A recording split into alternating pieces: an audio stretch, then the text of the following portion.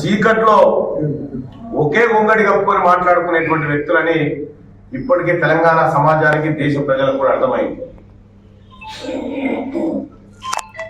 Bharatiya Janata party liquor scam లో కవిత వ్యవహారం తేల్చే విషయంలో ఎందుకు తాత్సారం చేస్తా ఉందని తెలంగాణ ప్రజలు అనుమానపడతా ఉన్నారు. అనుమానాలకు బలం చేకూరే విధంగానే ఇవాళ భారతీయ జనతా పార్టీ కూడా వ్యవహరిస్తా ఉంది. అంటే మీకు చీకటి దోస్తులకు ఒక న్యాయం, ప్రజాస్వామ్యయుతంగా మీకు వ్యతిరేకంగా పోరాడేటువంటి పార్టీలకు మరో న్యాయం అనే విధంగా భారతదేశంలో ప్రస్తుత పరిణామాలు ఉన్నాయి. తెలంగాణ రాష్ట్రం విషయానికి వస్తే రాబోయేటువంటి పార్లమెంట్ ఎన్నికల్లో భారతీయ జనతా పార్టీ కాంగ్రెస్ పార్టీ మధ్యనే వారుండబోతా ఉంది. ఇక ఢిల్లీలో మేము ఏదో చేస్తాం, ఈసారి ఢిల్లీ పోయి చక్రాలు తిప్పుతాం, పోయినసారి కూడా సారు కారు 16 ఢిల్లీలో సర్కారు ఈ నినాదం పెడితే ఇక ఢిల్లీకి పోయిన 9 మంది ఏం చేశారో మీ అందరికి తెలుసు. పార్లమెంట్ లో నిరసన తెలపకుండా పార్లమెంట్ క్యాంటీన్ కాడ వాడి ప్లకార్డు పట్టుకున్నటువంటి చరిత్ర మన బీఆర్ఎస్ ఎంపీలను. ఇప్పుడు మళ్ళీ తెలంగాణ రాష్ట్రానికి బీఆర్ఎస్ పార్టీ ఢిల్లీలో రక్ష అనేటువంటి మాయమాటలు చెప్తా ఉన్నది బీఆర్ఎస్ పార్టీ. బీఆర్ఎస్ పార్టీని తెలంగాణ రాష్ట్రంలో ఏ ఒక్కరూ నమ్మడం లేదు. బీఆర్ఎస్ పార్టీ ఇప్పుడు వెండి చెంచాతో నీళ్లు తాగే పరిస్థితిలో ఉంది. దింపుడు గల్లే ఆశ కాడ చూస్తా ఉన్నారు. ఇక్కడి నుంచి మేము సవాల్ వేస్తా ఉన్నాం.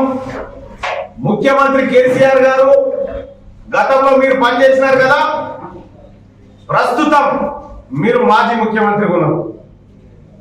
గతంలో ఐటీ మినిస్టర్ గా పనిచేసిన మీ కొడుకు కానీ మీ అల్లుడు మంత్రి హరీష్ రావు గారు ఆయన పనిచేసింది కదా. మీ టాప్ లీడర్లు ఎవరైతే ఉన్నారో దమ్ముంటే రాబోయే ఎన్నికల్లో కాంగ్రెస్ పార్టీ పైన ఎంపీలుగా మీరు పోటీ చేసి చూపించండి.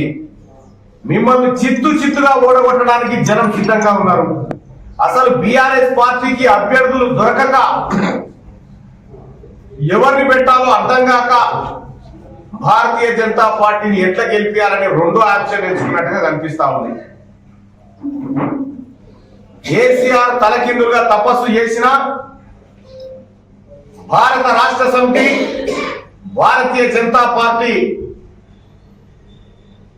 రెండు కలిపి యుద్ధంలోకి దిగిన ఈసారి రాహుల్ గాంధీ గారు ప్రధాని కావడం ఎవరు ఆపలేరని చెప్పి మేము తెలియజేస్తా ఉన్నాం. కల్వకుంట్ల చంద్రశేఖరరావు గారు దళితులను మోసగించి దళిత ముఖ్యమంత్రిని చేస్తా అని చెప్పి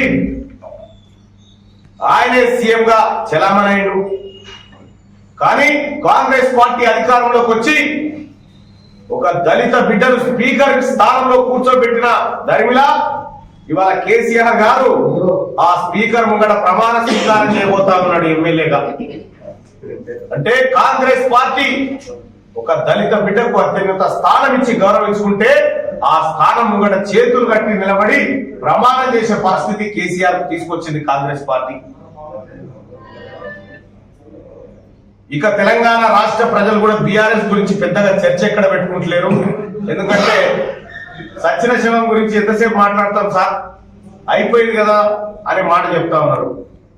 బీఆర్ఎస్ పార్టీ నాయకులు ఇటీవల కాలంలో ముఖ్యమంత్రి గారిని రేవంత్ రెడ్డి గారిని పదే కలుద్దామని వాళ్ళు ఎంత ప్రయత్నం చేస్తా ఉన్నారో మీ అందరికీ తెలుసు, మీడియాలో కూడా వచ్చింది. ఇప్పటికి సార్ నాకు అపాయింట్మెంట్ కావాలని పోతా ఉన్నారు, కలుస్తా ఉన్నారు. గౌరవ ముఖ్యమంత్రి గారు రేవంత్ రెడ్డి గారు అందరికి ముఖ్యమంత్రి కాబట్టి సహజంగానే అందరికి అపాయింట్మెంట్ ఇస్తాడు. గతంలో కేసీఆర్ లాగా ఒక నియంత పాలన లేదు కాబట్టి ఇవాళ టిఆర్ఎస్ పార్టీ ఎమ్మెల్యేలే కాంగ్రెస్ ప్రభుత్వంలో మంచి పరిపాలన ఉంది, మేము అడగగానే అపాయింట్మెంట్ దొరుకుతా ఉంది, మా ముఖ్యమంత్రిగా పనిచేసిన గత కేసీఆర్ ఇటువంటి అవకాశాలు లేకుండా సొంత పార్టీ ఎమ్మెల్యేలే బీఆర్ఎస్ పార్టీ ఎమ్మెల్యేలు చెప్తా ఉంటే కేసీఆర్ గారు ఇక అతి త్వరలోనే మీ పార్టీ ఎమ్మెల్యేలు మేము చీదరించే పరిస్థితి అయితే కనిపిస్తా ఉంది. గద్వాల కాడున్నటువంటి స్థానిక ప్రజాప్రతినిధులు లేచి కాంగ్రెస్ పార్టీ హయాంలో ప్రభుత్వం ఉన్నప్పుడు మేము రాజు లెక్క బతికినాం, కేసీఆర్ పరిపాలనలో బానిస లెక్క మారినామని చెప్పి ఆవేదన వ్యక్తం చేసే సొంత టీఆర్ఎస్ పార్టీకి సంబంధించిన నాయకులే.